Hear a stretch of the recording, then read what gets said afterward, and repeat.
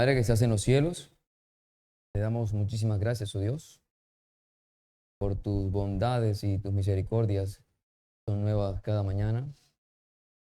Delante de ti estamos una vez más en Cristo nuestro Señor para darte muchas gracias, oh Dios, porque nos has permitido el enorme privilegio de estar hoy en este lugar que tú has escogido, oh Dios, para poner aquí tu nombre, para que nos reunamos como comunidad de gracia para bendecir, exaltar, glorificar tu santo ser. Te pedimos por este espacio de escuela dominical que nos ayudes, nos asistas con tu Espíritu Santo, iluminando nuestro entendimiento y dándonos corazones dispuestos para recibir lo que tú, oh Dios, quieres enseñarnos en la mañana de hoy. Pedimos que asimismo moldees nuestros corazones a la imagen de nuestro Señor Jesucristo. Permítenos cada día ser más humildes, que podamos acercarnos a ti con corazones agradecidos también. Todo esto en Cristo Jesús nuestro Señor. Amén.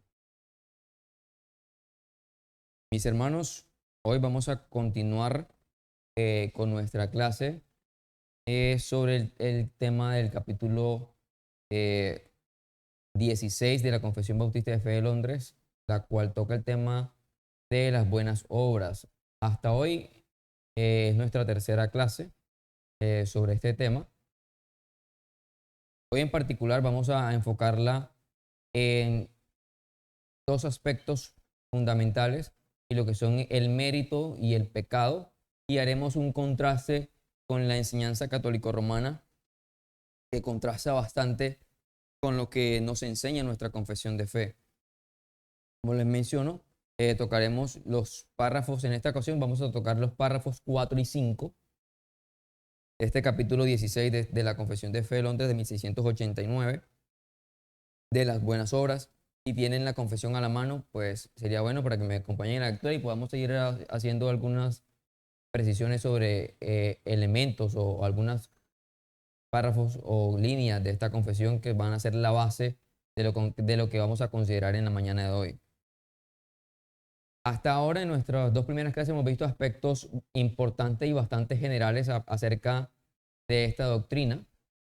De hecho, en la primera clase pudimos observar un panorama histórico de esta doctrina, también algo muy general, en el cual vimos inicialmente cómo los padres de la iglesia, o en los padres de la iglesia pudimos notar que aunque no había algo estructurado, por así decirlo, no había de pronto algo sistematizado, para ellos era claro que las obras no salvaban, pero sí eran parte de lo que en nosotros viene a ser después de que somos salvos, son frutos de esa salvación.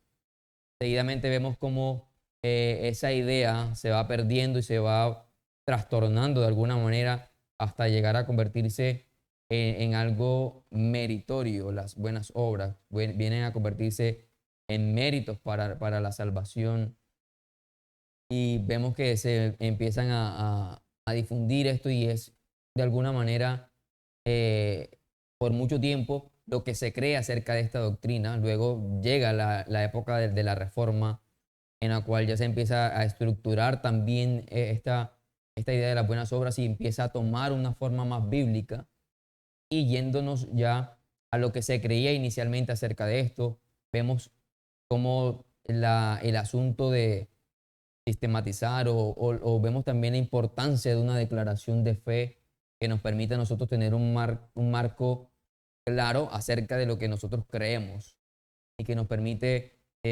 caminar en un mismo sentir. Y eso parte de lo que en algún momento también aprendimos de la importancia de una confesión de fe, cosa que es asunto de otra clase. Hemos visto además cómo las buenas obras tienen su origen en Dios, que es la fuente de toda dádiva y todo don perfecto, quien desde la eternidad preparó un camino, mis hermanos, de buenas obras para que cuando nosotros seamos llamados a novedad de vida, vida nueva, andemos en ellas, en esas buenas obras, haciendo que lo que es agradable delante de Dios y para su gloria. Hermanos, hemos sido enfáticos en lo que hemos enseñado en estas dos clases, en cuanto a que estas buenas obras no son la causa de la salvación. Eso es importante.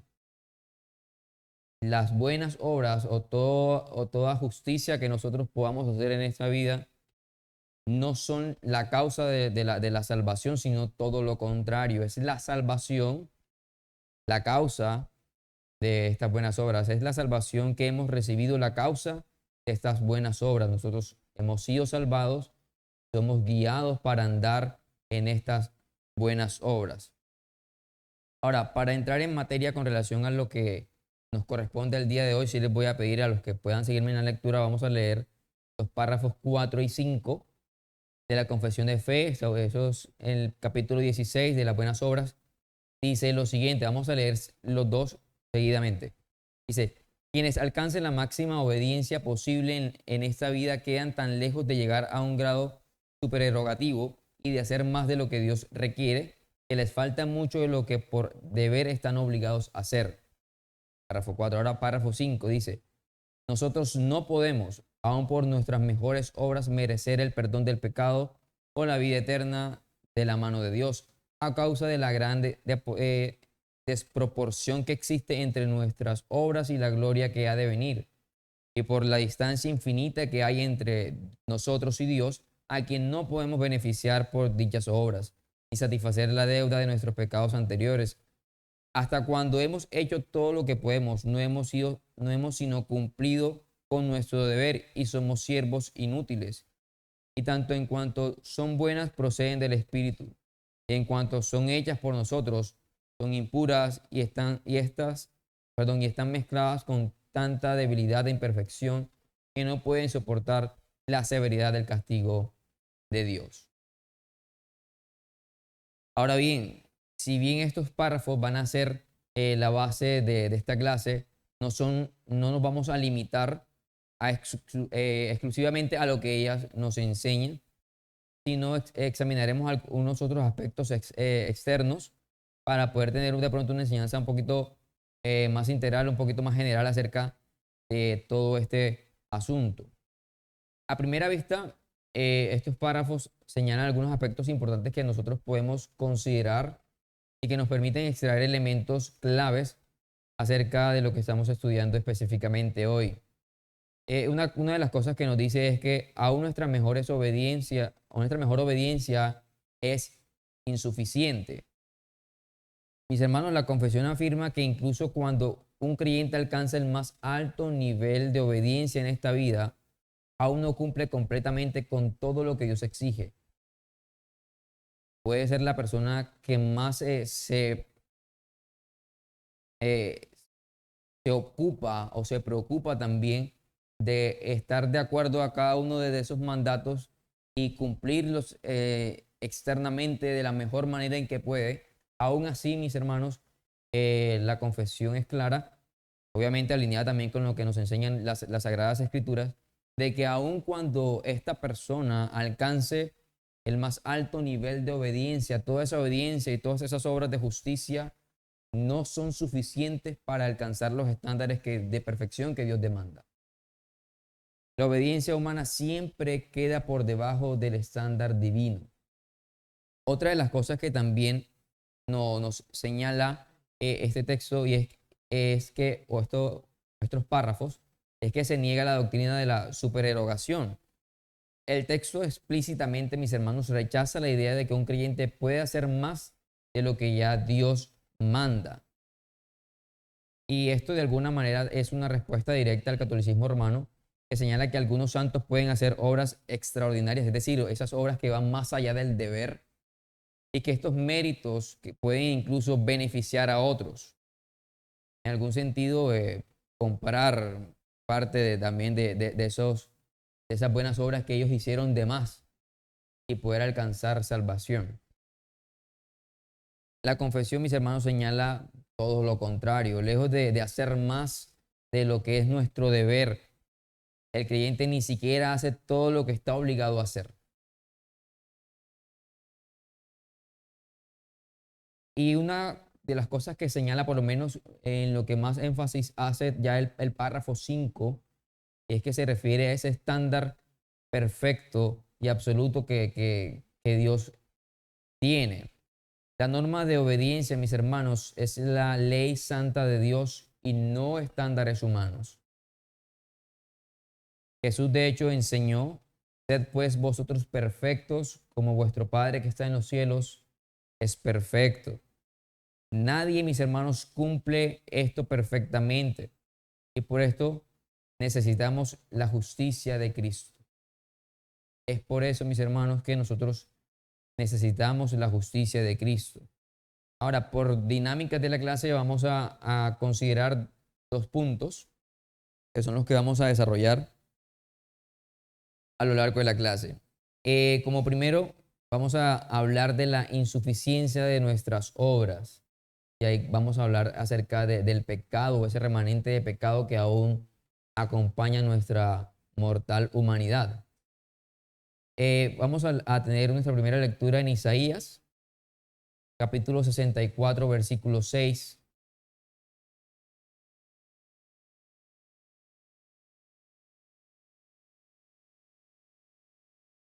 Isaías 64, versículo 6. Dice: si bien todos nosotros somos como suciedad y todas nuestras justicias como trapos de inmundicia. Este texto, mis hermanos, el escritor, hay algo que señala que es muy puntual. Y algo a lo que inicialmente quiero llamar su atención es que, mis hermanos, nosotros estamos acostumbrados a que se premie el esfuerzo, se valoren los logros personales y constantemente, mis hermanos, se le dice a esta persona: haz lo mejor que puedas y Dios hará el resto.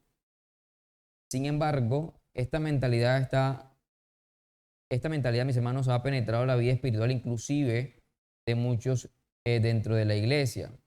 Algunos creen que sus buenas obras o su obediencia o su servicio contribuye en alguna medida a su salvación o su aceptación delante de Dios. Pero hoy, mis hermanos, la idea es ver a la luz de las Escrituras que aún las mejores obras de los creyentes están manchadas de pecado y por lo tanto son insuficientes para obtener o asegurar salvación. Solo, mis hermanos, la justicia de Cristo puede presentarnos aceptos delante de Dios. Y eso es algo que nosotros debemos tener claro. Solo la justicia de Dios, o sea, de nuestro Señor Jesucristo, es la que nos hace aceptos delante de la justicia de Dios. El texto nos dice: aún las mejores obras del creyente están manchadas de pecado. Dice: todas nuestras justicias como trapos de inmundicia. Y algo curioso que señala el texto es que dice nuestras justicias, no dice nuestros pecados, sino que nuestras justicias. El pecado en sí mismo pues está manchado, es sucio delante de Dios. Pero aquí habla de que incluso nuestras justicias son como trapos de inmundicia. Aún lo mejor que hacemos está afectado, mis hermanos, por la corrupción de nuestra naturaleza caída. Aún inclusive los actos, mis hermanos, de justicia más elevados que nosotros podamos llegar a hacer dentro o de este lado de la eternidad, siempre, mis hermanos, van a estar manchados por ese remanente de pecado que aún mora en nuestros miembros. De hecho, Pablo, escribiendo a los romanos en el capítulo 7, versículo 18, dice: el querer el bien está en mí, pero no el hacerlo. El apóstol Pablo, mis hermanos, como creyente, reconoce que su carne contamina su obediencia. Contamina su obediencia. Nuestras intenciones pueden ser buenas, pero están mezcladas con orgullo, egoísmo, dudas. O, mis hermanos, muchas veces nuestras motivaciones ni siquiera son las adecuadas. Ni siquiera son correctas. No nos detenemos, mis hermanos, a examinar ese tipo de cosas. A veces es orgullo o es egoísmo, o quizás las motivaciones son personales. Proverbios capítulo 21, vamos a mirar varios textos. Proverbios capítulo 21, versículo 4 nos dice, los ojos altivos, el corazón orgulloso y el pensamiento de los impíos son pecado. Dios, mis hermanos, no solo es el acto, sino la motivación del corazón. Dios está presente en cada uno de esos detalles. Más allá de lo que externamente puedan mostrar nuestras obras de justicia, nuestras buenas obras, todo lo bello que se puedan ver externamente y todo lo que las personas puedan pensar de ellas, a quien mis hermanos nosotros debemos obediencia, a que nosotros debemos procurar andar correctamente es con respecto a Dios. Y algo que juzga a nuestro Dios, mis hermanos, es el corazón y las intenciones. Y es quien de verdad puede examinarlo. Es quien de verdad puede estar dentro de nosotros, mirar dentro de nosotros y conocer cuáles son aquellas cosas que nos motivan, eh, qué está atravesando por nuestra mente a la hora también de llevar a cabo cada una de estas actividades o actos. Mis hermanos, no hay obra en esta vida que podamos ofrecer a Dios que sea absolutamente pura. Aún nuestros mejores momentos de oración, servicio, generosidad o adoración están manchados por el remanente de pecado que mora en nuestra naturaleza. Esto nos humilla y nos recuerda, mis hermanos, cada una de estas cosas, mis hermanos, es un recordatorio de nuestra dependencia absoluta de la gracia. Y de alguna manera, mis hermanos, debemos entender que aquí el orgullo no tiene lugar.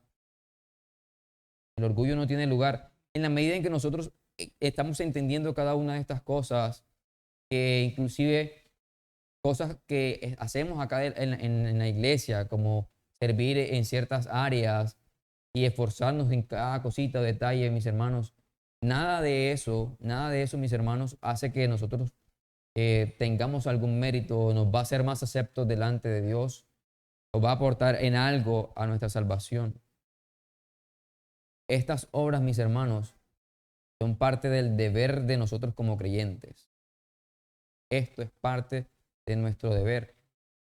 Y siempre pensar en lo dependiente, y esto es importante, mis hermanos, nosotros siempre, todo este tipo de enseñanzas nos van a llevar a recordar nuestra dependencia de Dios, de su gracia, de su justicia. De hecho, Efesios es un texto que nosotros habíamos citado en la clase anterior, en el capítulo 2, nos indica, porque por gracia sois salvos por medio de la fe. También nos va a decir más adelante, no por obras. Esto no, mis hermanos, no es por obras. La salvación, mis hermanos, no es una colaboración entre la fe y las obras que nosotros hacemos. No existe el tal 50-50, ni siquiera un 10-90. La Biblia o las escrituras son muy enfáticas en cuanto a referirse a este asunto de la salvación. Dice, porque por gracia sois salvos por medio de la fe. Y eso es todo. O sea, no es lo que hacemos o dejamos de hacer. Dios, mis hermanos, no necesita nuestra ayuda para salvarnos. Cristo, mis hermanos, lo ha hecho todo. Y gracias a Dios, mis hermanos, la salvación no depende en ninguna medida de nosotros. En ninguna medida de nosotros. Y como ya hemos repetido también en algunas ocasiones, Dios o Cristo, mis hermanos, no murió para hacer posible nuestra salvación, para que a través de su obra nosotros pudiéramos tener la posibilidad de alcanzar salvación. Él murió para salvarnos eficazmente. Su obra es suficiente. Su obra es suficiente para salvar. Mis hermanos, también Pablo escribiendo a los Gálatas dice, el hombre no es justificado por obras de la ley, sino por la fe de Jesucristo. Incluso después de creer, seguimos siendo aceptos solamente en Cristo. Después de que hemos sido nosotros llamados a salvación, nosotros somos aceptos delante de Dios siendo como creyentes, pero es por Cristo, por su obra, por la fe que nos ha sido concedida para ser depositada también en Él y en su obra, no por lo que hacemos. De hecho, otro texto que podemos citar es Tito, en el capítulo 3, cuando nos dice, nos salvó no por obras de justicia que nosotros hubiéramos hecho. Nuestras obras, mis hermanos, aún como creyentes, no añaden nada a la salvación. La salvación es obra completa, perfecta y suficiente de Cristo. Hermanos, pensar que nuestras obras colaboran a la salvación es caer en el mismo error que Pablo combatió en la iglesia de Galacia. Es mezclar la gracia con el mérito humano. Y eso, mis hermanos, es un error. Toda gloria o toda la gloria le pertenece a nuestro Dios, le pertenece a Cristo. Nosotros debemos mirar que estas obras del creyente son el fruto, mis hermanos, y no la causa de la salvación. Porque dice también el texto de Efesios, porque somos hechura suya, creados en Cristo Jesús, y la palabra clave que menciona el texto es para buenas obras. Nosotros somos creados en Cristo Jesús, es decir, nosotros se nos concede una nueva vida en Cristo para que en esa vida que nos ha sido concedida en Cristo, esa vida nueva, para que en esa vida andemos en buenas obras. Buenas obras que Dios preparó de antemano también. Mis hermanos, las buenas obras siguen a la salvación, no la producen. Es después de que hemos sido salvados, es que nosotros venimos a ejercitarnos en esas buenas obras. Dios las preparó como camino de obediencia y gratitud, no como requisito para ganarse el cielo. Las obras, mis hermanos, aceptables solo pueden surgir de una relación viva con Cristo. Y aún nuestras obras son efectos de la gracia, no iniciativa o del mérito personal. Cada una de estas obras que nosotros desarrollamos son guiadas por el Espíritu Santo. No nacen, mis hermanos, de nuestra propia iniciativa. Por lo tanto, tampoco existe lugar al mérito en esto tampoco. Las obras en la vida cristiana no son el fundamento, sino la evidencia. Importante, mis hermanos. Las obras o estas buenas obras no son el fundamento de nuestra vida aquí y ahora, sino la evidencia. No trabajamos para obtener la salvación, sino desde la salvación como respuesta a esa gracia que ya nosotros hemos recibido.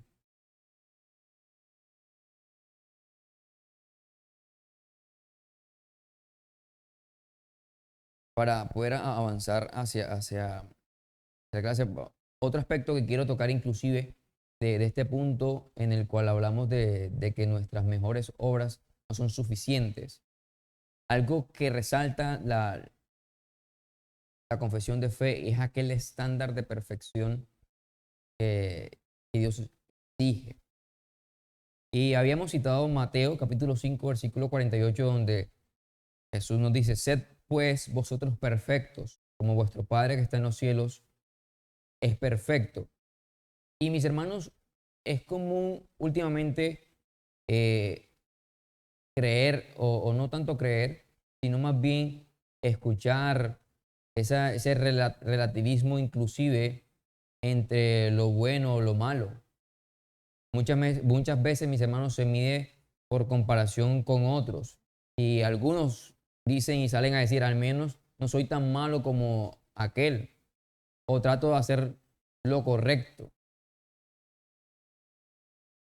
Ese relativismo que estamos últimamente acostumbrados a ver en nuestra sociedad, en lo cual no se trata de que hay un estándar para lo bueno o para lo malo, sino que eh, puede que esta acción sea buena en tanto que no es tan mala como otra. Pero mis hermanos, Dios no juzga de una manera humana ni relativista. Dios no compara, Dios exige perfección y Él establece un estándar que se debe seguir. Mis hermanos, la clase de hoy, mis hermanos, tiene precisamente ese propósito, es de dejar claro ese asunto, mostrar que el estándar de Dios para aceptar a alguien en su presencia es perfección total sin fallas. Y como nadie, mis hermanos, puede cumplirlo, necesitamos desesperadamente, mis hermanos, la justicia de otro. Y en este caso es la justicia perfecta de nuestro Señor Jesucristo. Dios, mis hermanos, exige obediencia perfecta, continua y desde el corazón. El texto que citamos de Mateo, mis hermanos, al final es como una conclusión también del Sermón del Monte, donde Jesús expone la verdadera intención de la ley. La perfección que Dios demanda no es solo external, moral, sino tan santa como su propio carácter. Santiago capítulo 2 versículo 10 dice, porque cualquiera que guarda toda la ley pero ofende en un punto se hace culpable de todo. Se hace culpable de todo. Mis hermanos, no basta con una obediencia parcial o selectiva. Yo obedezco esto, me parece que esto lo puedo tomar y aferrarme a esto. Y esto pues no tanto. Mis hermanos, no funciona de esa manera. La ley de Dios es una unidad indivisible. Indivisible, mis hermanos. Cualquier incumplimiento, por mínimo que sea, mis hermanos, es causal de muerte. Dios es perfectamente justo y su justicia no tolera errores. El estándar de Dios es perfección. No tolera defectos ni excusas. No se trata de hacer lo mejor posible, sino hacer exactamente todo lo que Dios demanda, como Él lo demanda y por las razones correctas. Mis hermanos, nadie lo hace. Nadie lo hace. El único que pudo hacerlo fue nuestro Señor Jesucristo. Inclusive, mis hermanos, los creyentes, como creyentes, no podemos a través de nuestros mejores actos cumplir ese estándar. Romanos capítulo 3, versículo 23 nos dice, por cuanto todos pecaron y están destituidos de la gloria de Dios. Todos, mis hermanos, todos están incluidos. La perfección exigida no se alcanza, mis hermanos, con esfuerzos humanos. Recordemos lo que inclusive decía nuestro primer texto. Inclusive esas obras de justicia que nosotros venimos a hacer son como trapos de inmundicia. No dice nuestras maldades, no dice que nuestras maldades y nuestros actos de pecado son comparables con trapos de inmundicia. Está diciendo inclusive nuestros mejores actos, nuestras justicias. Esos actos que externamente pueden verse bondadosos. E inclusive, mis hermanos, esos actos están manchados y contaminados de nuestro pecado, ese remanente de pecado que mora en nosotros. Pablo, mis hermanos, en uno de los textos que también citamos como apóstol, ya el regenerado, reconoce que en su carne no hay capacidad para agradar a Dios de manera perfecta. Él reconoce que en sus miembros no mora el bien y que en sus actos de justicia no está la capacidad de llegar a cumplir los estándares divinos. Nadie, mis hermanos, ni antes ni después ni antes ni después de venir Cristo, puede alcanzar el nivel de obediencia perfecta que Dios exige para salvarse. Por eso, mis hermanos, confiar en nuestras obras, incluso como creyentes, es confiar, mis hermanos, en una mentira. Solo en Cristo se encuentra la perfección que Dios demanda. Solo en Cristo encontramos esa perfección que la justicia divina demanda. En Filipenses se nos dice que no teniendo mi propia justicia, sino la que es por la fe de Cristo. Pablo, mis hermanos, renuncia a toda justicia personal y se abraza a la justicia que es imputada, la justicia que es de nuestro Señor Jesucristo. La perfección de Cristo es contada como nuestra, mis hermanos, por medio de la fe. Cristo, mis hermanos, vivió la vida perfecta que nosotros jamás podríamos vivir. Su obediencia es la que nos hace aceptos delante de Dios. Dice, al que no conoció pecado, por nosotros lo hizo pecado para que nosotros fuésemos hechos justicia de Dios en él. De hecho, el escritor de los Hebreos dice, porque con una sola ofrenda hizo perfectos para siempre a los santificados. El sacrificio, mis hermanos, de Cristo cumple la perfección que nosotros no podemos dar. Él no solo borra el pecado, sino que nos reviste con perfección aceptable delante de Dios. Delante de Dios. Mis hermanos, Dios no rebaja su estándar, pero en su misericordia, y esto es uno de los motivos por mis hermanos, por los cuales estamos tan agradecidos también con nuestro Dios, porque Él no va a rebajar el estándar de perfección que Él ha puesto. Pero que, mis hermanos, Él en su misericordia proveyó en Cristo lo que Él mismo demanda. En nuestro Señor Jesucristo, toda esa perfección, toda esa santidad que Él demanda de nosotros, la ha provisto. Cristo ha provisto todo eso. Y esa, mis hermanos, es la buena noticia que tenemos en la salvación, en el Evangelio. La perfección que Dios exige, Dios la da gratuitamente a través de Cristo, por la fe, mis hermanos.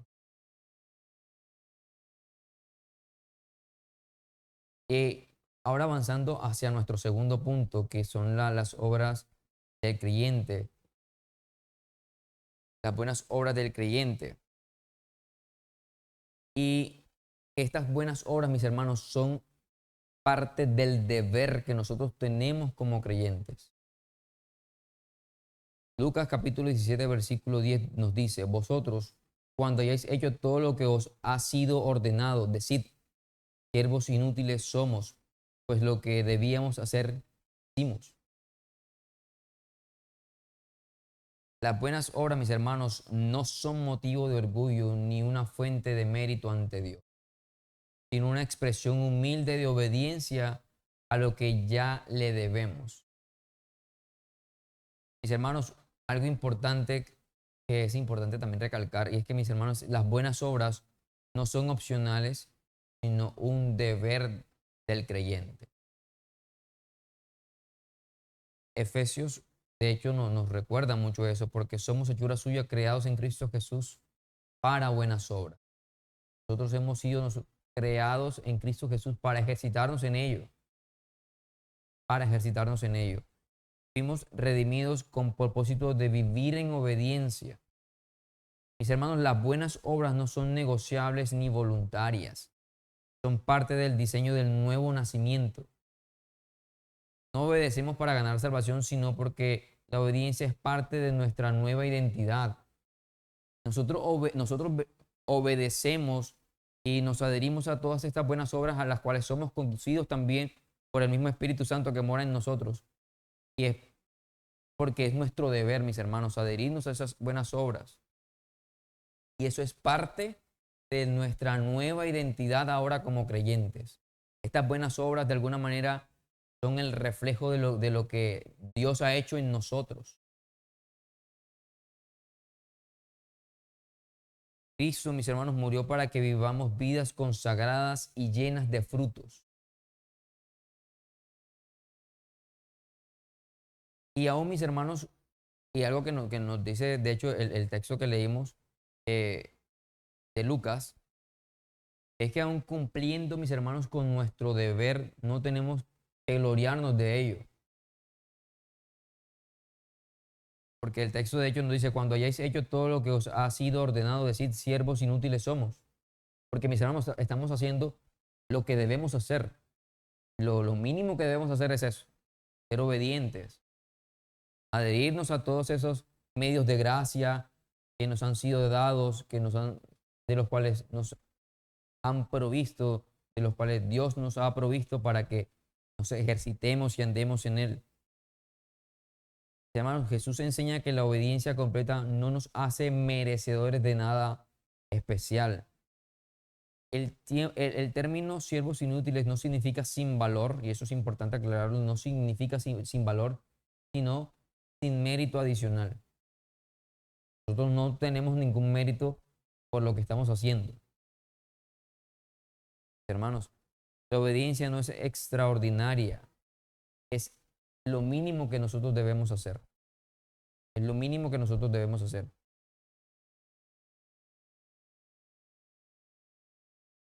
Y recordando un poco el hecho de que estas obediencias no nos permiten a nosotros de alguna manera ganar el favor de Dios, Pablo en Romanos dice, en capítulo 11, de quién le dio al primero para que le fuese recompensado.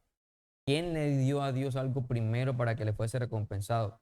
Porque de Él, por Él y para Él son todas las cosas.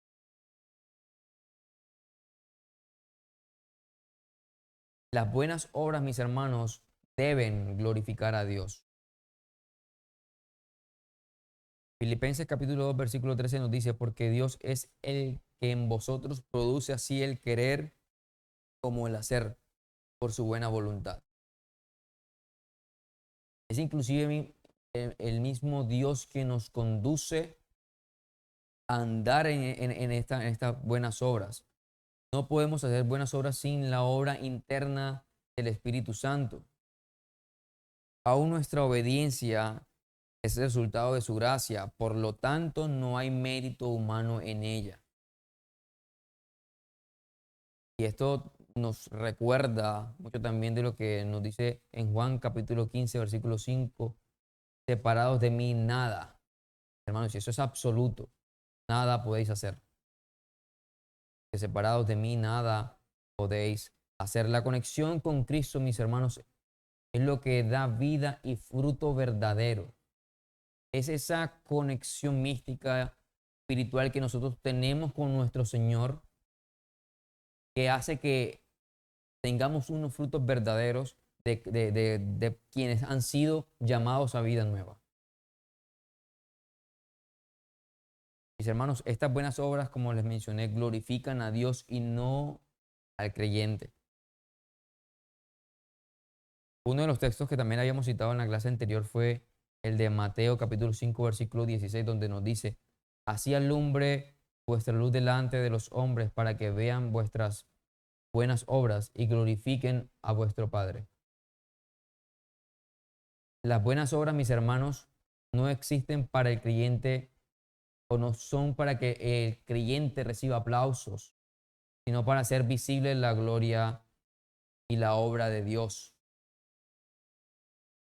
No glorifican al instrumento, que en este caso somos nosotros, sino a Dios, que es quien nos usa para su gloria. Dice Primera de Pedro capítulo 2, versículo 12, para que en lo que murmuran de vosotros como malhechores glorifiquen a Dios en el día de la visitación al considerar vuestras buenas obras. Las obras justas, estas obras justas son un testimonio, hermanos, del Evangelio, pero su fin es la gloria de Dios, no el mérito del creyente. Para concluir, temas de tiempo, algunas aplicaciones prácticas que nosotros podemos extraer de lo que hemos considerado en la mañana de hoy es, mis hermanos, haz lo que debes hacer, no esperando recompensa, sino por obediencia y amor. No uses tus obras como medida de comparación y motivo de orgullo. Cuando obedezcas, reconoce que es solo por gracia que pudiste hacerlo. Vive, mi hermano, para la gloria de Dios, no para sentirte justo. Recuerda que servir al Señor es un privilegio, no un favor que le haces a Dios. Como conclusiones, mis hermanos, en un mundo donde se mide por los logros y los méritos, el creyente vive por gratitud, no por salario espiritual. Hacemos lo que hacemos no para ganar salvación, sino porque ya hemos sido salvados de pura gracia. Cristo, el siervo perfecto, vino no para ser servido, sino para servir. Y tú y yo, al obedecer, simplemente estamos siguiendo su ejemplo, sabiendo que nunca podremos devolver lo que Él ha hecho por nosotros. Mis hermanos, confía solo en Cristo. Debemos abandonar toda esperanza de ganar el favor de Dios por nuestra propia obediencia. Solo Cristo puede presentarse perfectamente. Vivamos en humildad. No pensemos que las obras impresionan a Dios. Estas buenas obras de alguna manera buscarán impresionar a Dios. Son fruto de su gracia, no causa de su aceptación. Nosotros debemos, mis hermanos, descansar plenamente en la justicia de nuestro Señor Jesucristo. Es solamente su obra y su justicia la que nos hace aceptos delante de Dios. Muy contrario a lo que a nosotros en algún momento se nos enseñó de que nosotros actuamos bien para ser recompensados por Dios. Vemos cómo, mis hermanos, la enseñanza bíblica contrasta contra aquello que se nos ha enseñado quizás en algún otro momento de nuestra vida. Vemos cómo ciertas doctrinas son contrarias, aunque buscan de alguna manera promover santidad, son totalmente ajenas y contrarias a lo que realmente enseñan las Sagradas Escrituras.